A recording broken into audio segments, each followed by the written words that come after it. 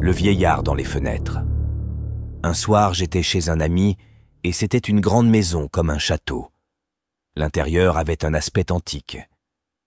Mes 3 autres amis et moi étions dans cette pièce appelée le champignon à cause de la couleur des murs. Il était environ 2 heures du matin et nous venions de regarder un film. Je ne me souvenais plus du nom du film, mais mon ami Joe disait qu'il avait faim. Mon ami, Jack, dont les parents sont propriétaires de la maison, m'a dit qu'il n'y avait pas de nourriture en bas. Nous avons donc décidé d'aller en ville à environ 10 minutes de là sur nos vélos. Mon autre ami Pierre dormait et il nous a dit d'y aller sans lui. Nous n'y avons pas beaucoup pensé. Et nous y sommes allés parce que nous étions tous affamés. Nous avons quitté la maison et il faisait noir. Nous n'avons pas pu voir de lampadaire allumé pendant un certain temps. Nous avons pédalé sur la route qui menait de la maison à la ville. Nous sommes finalement arrivés après 10 minutes de silence, et la seule lumière était celle de la lune. À notre grande déception, il n'y avait pas de restaurant ouvert. Nous pensions qu'il le serait, puisque c'était un samedi soir et que d'autres personnes seraient dehors en train de boire et manger après. Déçus, nous avons emprunté un itinéraire différent jusqu'à ce que nous arrivions sur cette route qui nous ramenait au château. Sur le chemin du retour, Jack, qui roulait à l'avant, s'arrêta brusquement. J'ai levé les yeux vers Jack et son visage était aussi pâle qu'un fantôme. Je lui ai demandé ce qui n'allait pas, mais il n'a pas répondu. Il était juste obsédé par quelque chose de l'autre côté de la route. J'ai compris qu'il n'allait pas me répondre. Alors, j'ai regardé pour voir ce qui l'obsédait tant. La peur m'a envahi quand j'ai vu un vieil homme à la fenêtre d'une vieille maison de l'autre côté de la rue. Cet homme nous regardait avec un regard que je ne pouvais décrire que comme le mal à l'état pur.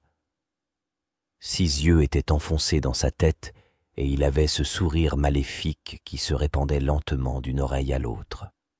Joe s'est approché et nous a vus, Jack et moi, qui regardions cet homme avec terreur. J'ai dit à Joe de regarder et il m'a juste dit « Sortons d'ici ». Nous nous sommes élancés. Quand je me suis retourné pour voir si l'homme me regardait toujours. Il a levé la main pour nous faire un signe au revoir. Nous pédalions aussi vite que nos jambes pouvaient pousser les pédales. J'ai freiné mon vélo une fois que nous avons atteint la maison où nous logeons et Jack et Joe étaient curieux de savoir pourquoi je m'étais arrêté.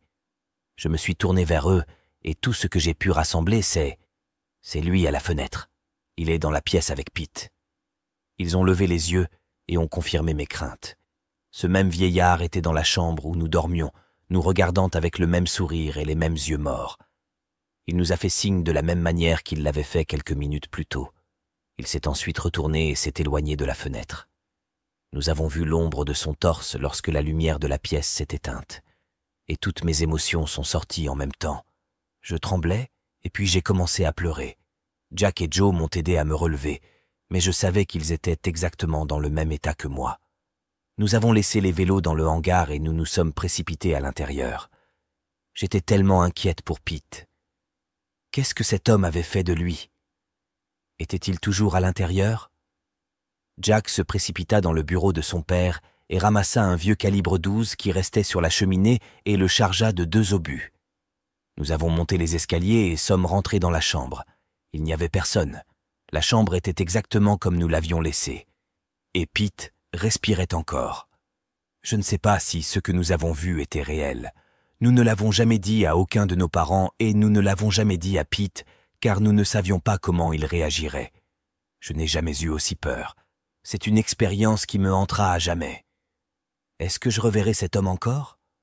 Et qu'il était même en vie ? Je ne sais pas. J'espère juste qu'il est parti pour toujours, pour ne plus jamais être revu. Envoyez-moi un message si vous avez une histoire à partager. Et si vous avez aimé cette histoire, n'hésitez pas à aimer et à vous abonner. Chaque clic compte. Merci.